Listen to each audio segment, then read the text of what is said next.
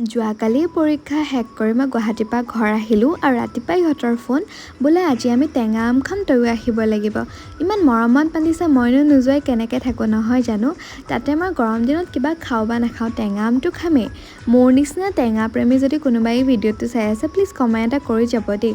ওচৰৰ পথাৰখনতে বহি ঢেৰ সাৰা লেকচাৰ দি লাহেকৈ আমি ভাবিলোঁ যে মামাই দিয়া স্কুটিখন লৈয়ে আমি ওচৰৰ গাঁৱৰ পৰা ফুৰি আহোঁ। কাৰণ মই যে কিমান দিন গাঁৱৰ হাৱা বতাহ খোৱা নাই নহয়, সেইটো মইহে বুজি পাইছোঁ।